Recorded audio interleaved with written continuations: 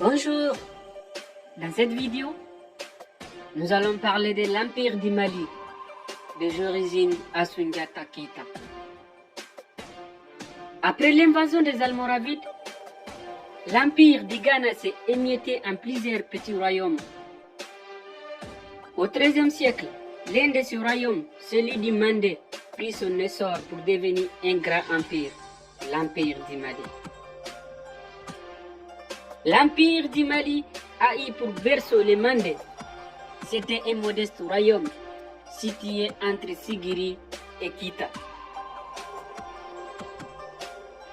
Les Mandés étaient un royaume vassal du Soso. Ses rois les plus connus furent Djigi Bilali, Moussa dit Alakoy et Narem Famara Keita. Ses fils Soundiata, fils de Narem Famara, qui après avoir cherché les Soso, fonda l'Empire du Mali.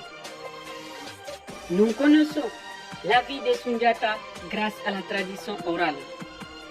Soundiata Keita était né malingre et infirme. À la mort de son père, ses fils son frère aîné, Dankarantouma, qui accéda au trône. À l'âge de 7 ans, Soundiata parvint à s'élever et devint par la suite un chercheur sans égal. Il s'attira alors la jalousie du roi qui l'exila. Soundiata partit à Mema où il apprit le métier des armes. Le roi Soso Soumaoro, au début du XIIIe siècle, le royaume du Soso était l'un des plus puissants royaumes de l'Afrique de l'Ouest. Soumaoro Kanté en fit le roi les plus célèbres. En 1224, Soumaoro Kanté dévasta les Mandés et son roi, Dankarantouma, prit la fuite. Ainsi, les Mandés passa-t-il sous la domination Soso. Devant cette désastreuse, les Mandés firent appel à Soundiata, toujours en exil au Mema. Soundiata Keita a régné de 1235 à 1255. Pendant ce règne, il a soumis tout le royaume vassaux du Soso. Les différents clans mandés furent regroupés au sein d'un seul royaume qui fut divisé en provinces, cantons et villages. Les commerces transsahariens devinrent très florissants. L'agriculture prit un essor particulier. L'exploitation des mines d'or du Bouré fournissait une richesse énorme.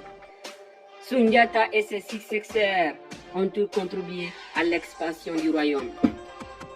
Vers 1255, à la mort de Soundiata, l'Empire du Mali englobait les Mandés, les Bouré, les Bambouk, une partie du Tekrour et tous les Soso. En Afrique occidentale, principalement en Guinée et au Soudan, les traditions populaires ont conservé les souvenirs de la lutte entre Soundiata Keita et Soumaoro Kanté. La légende raconte que Soundiata avait été exilé du Mandé. Son frère aîné Massa Dankarantouma, monté sur le trône, s'était soumis à Soumaoro Kanté qui avait déjà détrôné 9 rois. Soumaoro était un roi très autoritaire et très cruel. Tout le monde était mécontent de lui, mais personne n'osait parler. Sur les conseils de devin du Mandé, on envoya des émissaires dans toutes les directions pour chercher Soundiata, car une prédiction disait que c'est lui qui délivrerait les Mandés du joug de Soumaoro. Les émissaires trouvèrent Soundiata à la cour du roi de Mema, près du lac Debo. Soundiata Keita revint avec les émissaires. En route, plusieurs rois se joignirent à lui. Fakoli, le neveu de Soumaoro, lui apporta une armée. Le roi de Djalonké, Faran Kamara, roi de Tabo, lui apporta aussi son armée. Mais Soumaoro avait une armée nombreuse et redoutable. En plus, il était lui-même grand sorcier et invulnérable aux flèches.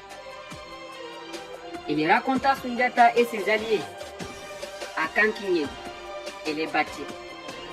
Soumaoro était invisible car il avait un secret. Cependant, une des sœurs de Sundiata que Soumaoro avait épousé de force arriva à connaître le secret du roi. Sundiata Keita avait pour Tana l'ergot de coq. Sundiata avait pour Tana l'ergot du coq. À Kirina, au cours de la bataille, Sundiata, qui avait préparé une flèche avec l'ergot d'un coq blanc, visa Soumaoro. La flèche le toucha et il perdit tout son pouvoir de sorcier. Certaines racontent que Soumaoro disparut sur les champs. D'autres racontent que poursuivi par Sundiata, Soumaoro se refusa dans les montagnes de Koulikoro. Après la déroute de Soso à Kirina, on n'entendit plus parler de Soumaoro. Sundiata pour se venger des ravages faits par son ennemi dans les Mandés. En saisissant la ville de Soso, elle a détruit des fonds en Congo.